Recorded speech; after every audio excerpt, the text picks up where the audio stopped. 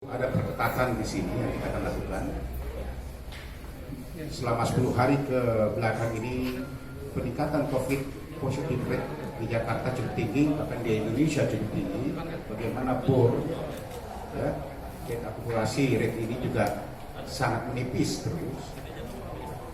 Sehingga perlunya ada pengetatan kegiatan yang akan kita lakukan. Yang pertama adalah pengetatan PPKM berskala mikro.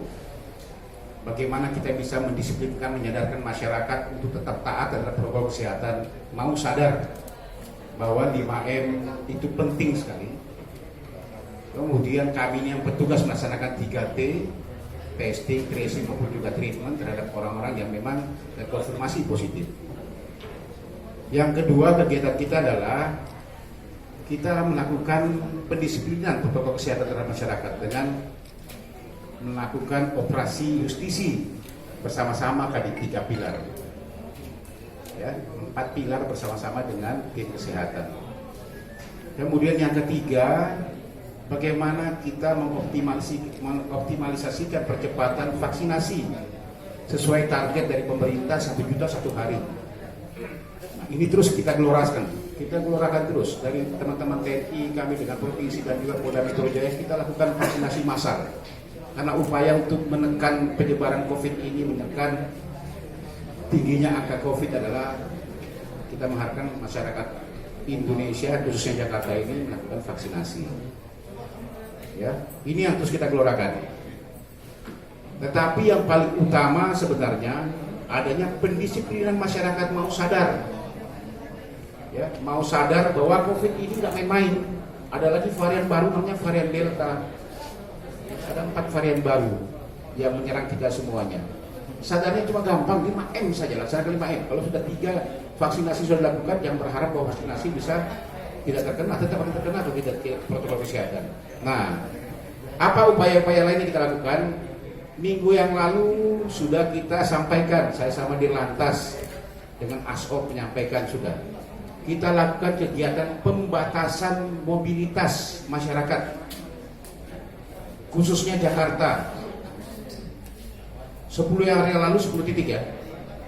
10 titik yang kita lakukan. Kenapa dipilih titik tersebut? Karena memang dianggap bahwa titik tersebut sering terjadi kerumunan. Sering terjadi kegiatan masyarakat yang bisa menimbulkan penyebaran pandemi COVID ini. Bahkan kita lakukan di beberapa titik itu, kita lakukan vaksinasi drive-thru namanya. Kita lakukan untuk orang-orang yang teman-teman kita, saudara-saudara kita yang UMKM itu. Dari hasil evaluasi, ya, perlu ada penambahan. Bahkan Kapolda Metro Jaya, Pangdam Jaya sudah memerintahkan Kapolres, Kodim untuk segera berkoordinasi bersama-sama lihat daerah-daerahnya yang memang dianggap rawan. Lakukan di situ pembatasan mobilitas. Ya, nanti akan dijelaskan oleh Pak Dirlantas. Penambahan apa? Ada 2 kegiatan pembatasan. Pertama adalah pembatasan mobilitas yang kita lakukan, akan ada penambahan titiknya. Kemudian kegiatan yang kedua adalah mengendalikan mobilitas yang ada. Ya. Sama di Polres Jakarta Utara melanjutkan kebijakan pembatasan mobilitas di 10 kawasan yang dinilai sangat efektif dan berhasil untuk menekan terjadinya kerumunan dan pelanggaran protokol kesehatan. Maka setelah berjalan selama 7 hari dan hasil evaluasi, kegiatan tersebut akan kita lanjutkan, bahkan titiknya akan kita tambah. Total seluruhnya ada 35 titik di seluruh wilayah hukum Polda Metro Jaya, meliputi Jakarta, Bekasi, Kota, Kabupaten, Depok, dan Tangerang. Terdiri dari 21 pembatasan kawasan mobilitas dan 14 pengendalian mobilitas. Baik, sebelumnya. Ya. Nah, ini bedanya. Pembatasan mobilitas adalah seperti yang selama ini melaksanakan penutupan akses keluar masuk di ruas-ruas jalan tertentu, ya, yang berpotensi menimbulkan kerumunan. Yang dikecualikan kepada penghuni, untuk kesehatan, untuk layanan darurat, tamu hotel dan sebagainya. Nah, kemudian ada kami tambahkan yang kami sebut dengan pengendalian mobilitas. Pengendalian mobilitas adalah kegiatan pengendalian kegiatan masyarakat pada ruas jalan tertentu melalui upaya preemptif dan preventif. Ya. Jadi kalau jalan itu tidak kami tutup total seperti pembatasan, masyarakat masih bisa melintas, tapi jalan itu akan kita kendalikan secara ketat kerumunannya, kegiatan aktivitas masyarakatnya, kita akan patroli bolak-balik, kita akan tempatkan anggota di titik-titik rawan di kawasan tersebut, sehingga ruas jalan tersebut masih dapat dilewati, namun kegiatan-kegiatan di sepanjang kawasan itu harus diawasi dan ketat, harus berdasarkan protokol kesehatan. Itulah bedanya antara pembatasan mobilitas dan pengendalian mobilitas. Next, lanjut. 21 titik untuk pembatasan mobilitas, ya.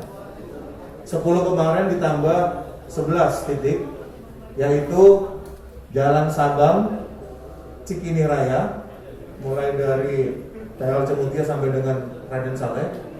Kemudian Jalan Asia Afrika tetap mulai dari TL Fairmont itu sampai dengan depan Senayan City, Bundaran Musopo.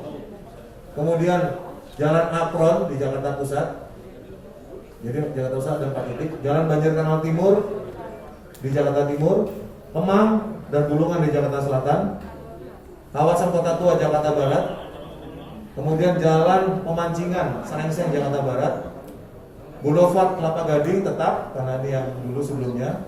Kemudian tambahannya di daerah penyangga ibu kota, yaitu Jalan Kalipasir dan Banteng Raya Tangerang Kota, Boulevard Alam Sutra, Jalan Sutra Utama, dan Jalan Klik Gading Serpong itu di Tangerang Selatan.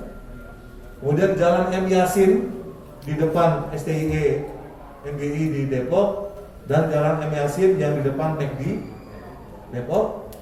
Kemudian Jalan Boulevard Selatan di Bekasi Kota, Jalan Sumarekon, Jalan Utama Sumarekon di Bekasi Kota, kemudian Cikarang Baru dan Cives Cikarang Selatan di Kabupaten Bekasi. Ini adalah 21 titik yang dijadikan sebagai kawasan pembatasan mobilitas. Artinya jalan itu kita tutup dari jam 21 sampai jam 4. Akses keluar masuknya kecuali penghuni dan sebagainya tadi telah disebutkan. Nah, selain itu ada 14 kawasan pengendalian mobilitas, yaitu Jalan Kasa Jakarta Pusat, Jalan Salemba Tengah Jakarta Pusat, Jalan Jenderal Uli Sumoharjo Jatinegara Timur Jakarta Timur, Jalan Sutoyo Kramat Jati Jakarta Timur, Jalan Raya Bogor depan Pusdikes Jakarta Timur, Walter Mawonsidi Jakarta Selatan mulai dari perempatan Cikajang sampai ke Gunawarman. Kemudian Jalan Cipete Raya mulai dari simpang Antasari Cipete sampai dengan Cipete Fatmawati. Ya. Kemudian Jalan Cikajang, Gunawarman, Sunter, Pantai Dakapuk 2, Mangga Besar, Taman Sarati, Cikarang, dan Distrik 1 Meikarta Cikarang. Jadi Gunawarman dan TIK 2 yang tadinya termasuk kawasan pembatasan mobilitas sekarang menjadi kawasan pengendalian mobilitas. Artinya kawasan tersebut sudah bisa dilintasi, namun kegiatan operasional kafe, rumah makan, warung dan sebagainya akan kita awasi secara ketat sesuai dengan jam operasional berdasarkan peraturan gubernur. Saya rasa itu Pak Kabitumas. Terima kasih. Jangan lupa subscribe ya.